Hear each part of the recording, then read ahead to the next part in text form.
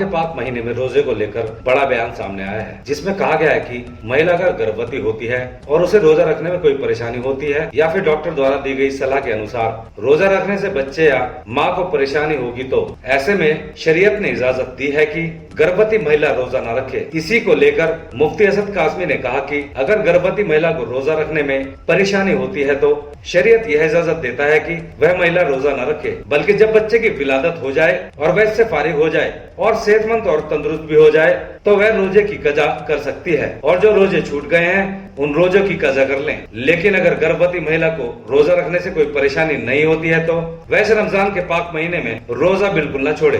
देखिए कि जैसा कि आपने सवाल किया कि ये पाक और मुबारक महीना रमजानुल मुबारक का महीना चल रहा है, इन अय्याम के अंदर जो औरतें गर्भवती होती हैं, हामिला होती हैं, क्या ऐसी औरतें इस वक्त में रोज़ा रख सकती हैं या नहीं? तो मैं आपको बतला दूं कि इस्लाम क्या कहता है और शरीयत के अंदर इसका क्या हुक्म है।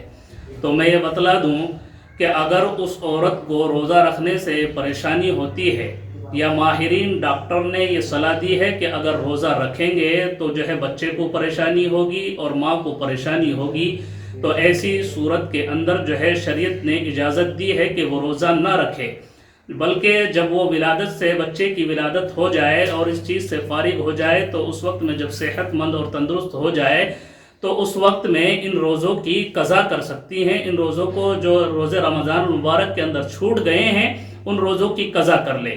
और अगर जो है गर्भवती महिला को अगर किसी तरीके की परेशानी नहीं है रोज़ा रखने से तो वो इन पाक अय्याम के रोज़ों को हरगिज़ ना छोड़े।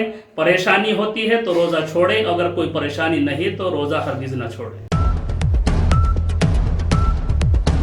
देवबंद के थाना नागल के गांव उमाही में पुलिस ने कल जुमे की नमाज पढ़ रहे मस्जिद के अंदर से 15 लोगों को गिरफ्तार किया है और इनके खिलाफ लॉकडाउन का उल्लंघन करने और संगीन धाराओं में मुकदमा दर्ज कर इनको जेल भेज दिया गया है। जानकारी देते हुए एसएसपी दिनेश कुमार पी ने बताया कि सभी को लॉकडाउन का पालन कराने के लिए हिदायत दी गई है और धर्मगुरुओं से भी अपील कराई हुई है कि सभी लोग अपने घरों के अंदर रहें और लॉकडाउन का पालन करें।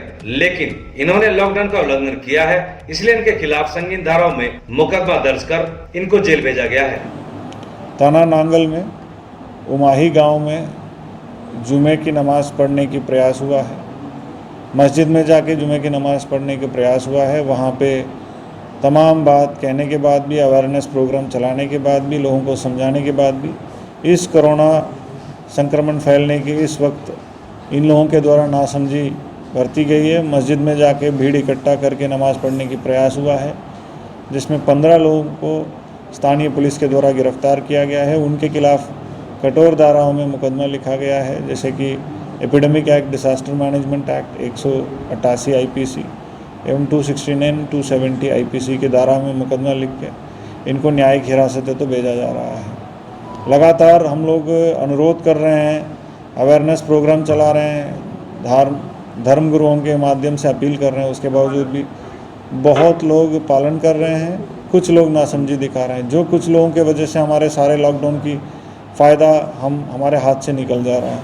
तो सभी लोगों से पुनः निवेदन है, अगर आप जेल जाना चाहते हो तो आप इस चीज़ का उल्लंघन कर सकते हो। अगर आप अपने घर में सुरक्षित रहना चाहते हो तो आपके लिए कोई दिक्कत नहीं। जो भी उल्लंघन करेगा उनके खिलाफ कठोर दंडात्मक कार्रवाई की जाएगी।